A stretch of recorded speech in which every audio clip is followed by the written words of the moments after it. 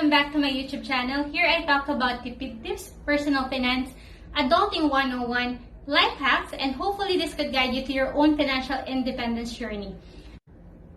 And please do support this passion project of mine. Hit the subscribe button and then hit that bell and get notified every time I uploaded a new video here.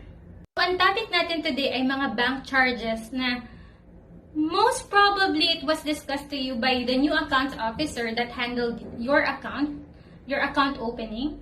Pero baka busy ka noon or you were too excited, you were rushing to run some errands. So, right now is the time to know it. Kasi para sa akin, I'm so allergic talaga sa mga bank charges na yan or any charges na feeling ko unnecessary. As mentioned in my previous vlog, I worked before as a front office staff in a local bank here in the Philippines. So, nag-teller ako, nag-new accounts ako, nag-customer relationship specialist ako.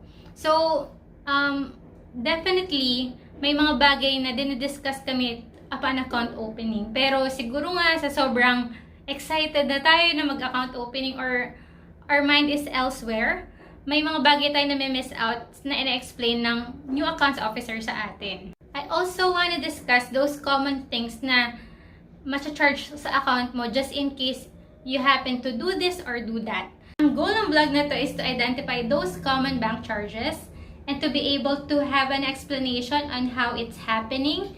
And our end goal is to avoid having these charges in the future. Sana after ng video na to, nobody would get charged of the same thing again and again. Number 1 sa listahan natin ay ang interbank transaction charges. Ito yung mga charges na na-incur mo pag nagde-deposit ka or nagwe-withdraw ka sa hindi mo branch of account.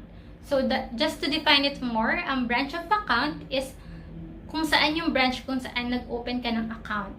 Minsan, allowed naman if within the same area, but example, Makati ako nag-open na account ko and I'm traveling back into my hometown, which is Lucena. Kapag nag-transact ako doon sa particular bank na yun at sa branch na yun, mas-charge ako ng 50 pesos kada transaction. So, kada deposit, it's 50 pesos. Kada withdrawal, it's 50 pesos. There are actually ways on how we could avoid these bank transaction charges. First is to be aware. Have the knowledge. Ask questions to bank personnel. Meron ba tayong ganun charges? So that at least you'd know what to do next. Now, the second one is, if malapit ka lang naman sa branch of account mo, make sure to transact in your branch of account para wala ng charges.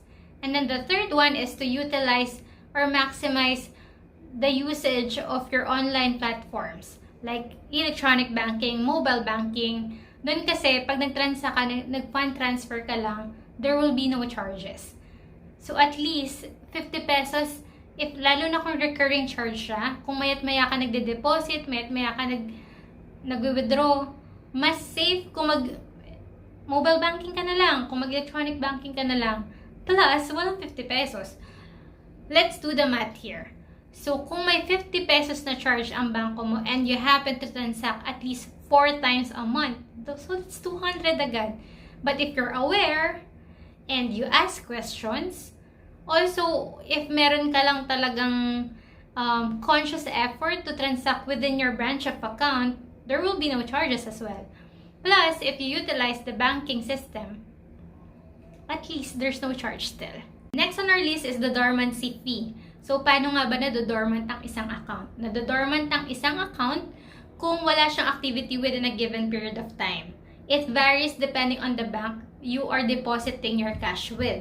So, ang dormancy, nadedetect kasi ng system automatically kung walang in or out yung pera, walang debit or credit yung account mo. So, paano nga ba natin siya ma-avoid? Kasi usually, it happens to our OFW friends. I myself is a previous OFW person. Kasi yun nga, usually, umuwi kami every year lang, or every other year, or every end of contract. Usually, yung contract ng isang OFW is 2 to 3 years. So, ibig sabihin talaga, na-neglect namin na depositohan yung account namin. Kasi usually naman, we send our deposits or our remittances to our loved ones na. Kasi nga, yun nga, wala naman tayo dito sa Pilipinas. We wouldn't be able to manage our account. So, one thing na pwede ko lang i-suggest is to make sure have one person to deposit your account. Actually, kahit 20 pesos lang yan or 10 pesos. But I would suggest gawin nyo na lang din siyang savings account to make sure na meron siyang transaction every month or meron siyang transaction every quarter. At least within 1 year, meron siyang isang transaction deposit. Lastly, I'll be discussing the below maintaining balance service charge. So, pagka naman nag-account opening, sinasabi usually yan na ang maintaining balance is 5,000, maintaining balance is 2,000. No maintaining balance. So, pay attention to that. Make sure you know how much is required to your account to be maintained. Actually, tama naman din yung sinasabi ng new accounts officer sa'yo na, kung may 5,000 ka dyan, maintaining balance mo, wag mo nang gagalawin. But there are some instances that we accidentally pull out the money from that account or may mga instances na kailangan talaga natin siyang gamitin. So, here's the tip. Actually, hindi naman siya totally kailangan 5,000 siya all throughout the month. Or hindi rin kailangan na at the end of the month, kailangan 5,000 yun kasi dun lang magko-compute yung system. And to make things easier, I will be providing you an online calculator for average daily balance. Kailangan mo lang i-input dun lahat ng end of the day balances mo. Meaning na-deduct na lahat ng withdrawals, na-add na lahat ng deposit, and then you will select the number of days nung month na yan. For example, ngayon September, so you will just select 30. And then the calculator will auto-compute it, and then it also formatted in a way na pagka within siya dun sa average daily balance, it will turn green. Pero kapag below maintaining balance ka, it will turn into red. I will try to navigate it so that you would know how to input all of your data. Natin, we will copy the link provided, and then automatically the average daily balance online calculator will pop out. So, gaya ng sabi ko kanina, kailangan alamin mo muna sa bank mo kung magkano yung average daily balance mo. You have to input exactly what is the amount that is required to maintain on your account. So, in my case, it's 5,000 pesos. And, di ba usually sinasabi naman ng teller that you could have 5,000 pesos on your account until end of the month. So let's say we will follow her, and then we'll just keep the same amount, no withdrawal, no deposit. And then we will input the number of days there is in that month. So it's 30 days.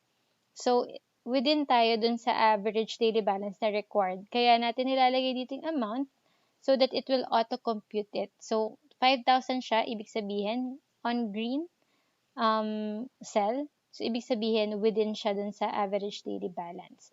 So, itong cell na to, nag-iiba siya, nagiging red siya whenever the online calculator computed na below siya sa maintaining balance, and that means na matcha-charge yung account mo.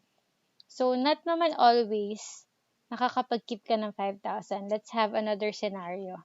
So, for example, you have 5,000, and then you were able to keep it until 8th of that month.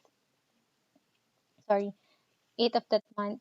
However, on the 9th of the month, nanghiram yung bunso mong kapatid. So, you have to take out like 2,000 on your account. So, magiging 3,000 na lang yung account mo.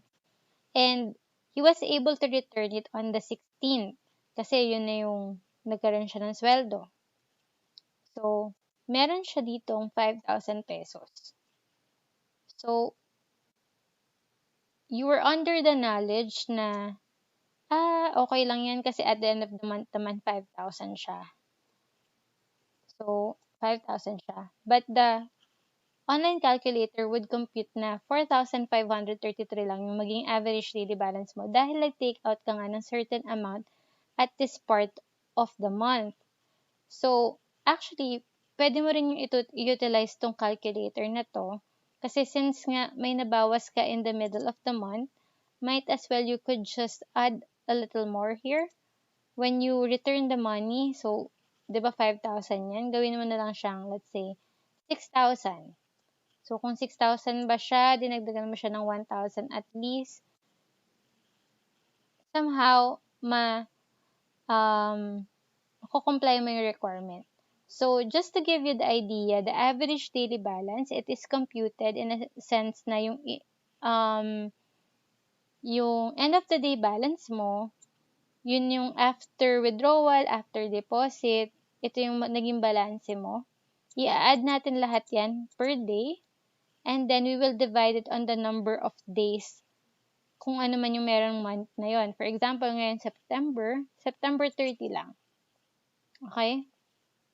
And then, this calculator is very helpful para lang malaman mo kung within ka ba dun sa required amount for average daily balance. Also, pwede mo rin din siyang planner, just in case in the future na kunwari may iti-take out kang money, you wanted to modify it para lang makompute mo kung magkano ba dapat yung ilagay mong money para makakomply ka dun sa requirement. This calculator is helpful. This is available to everyone. You could save it on your Google Drive as well. And I hope that this would help you prevent yourself from being charged for the average daily balance maintaining. That's it. Thank you. Doing this type of video just to make sure that to spread the word kung paano ba talaga ginagawa yung mga bank charges, paano mo siya nakukuha, and so that everyone would know how to avoid it in the future also. Para kasi sa akin na yung mga small amount of money na kahit pa paano na sana na-save mo na lang, di na sa'yo na-charge, diba? Napaka-importante nan. And I would appreciate if you would tell it to someone else, kahit di na nila mapanood tong video na to. If someone would just multiply the information to someone else, it would be a better word, diba? Hopefully, this will also make your finances a little better. Sobra kong particular sa in and outs ng account ko. I want to make sure that every single amount is accounted for, may it be for debit or for credit.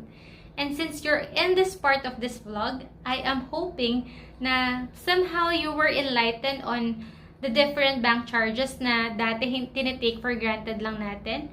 And hopefully, you wouldn't be incurring such charges in the future as well, knowing na alam nyo na kung ano yung mga dapat gawin to avoid it. And again, thank you for appreciating my effort in putting up this whole vlog. And again, this is Kai saying, kung kaya ko, kaya mo rin. Please don't forget to like, share, and subscribe, and see you on the next one!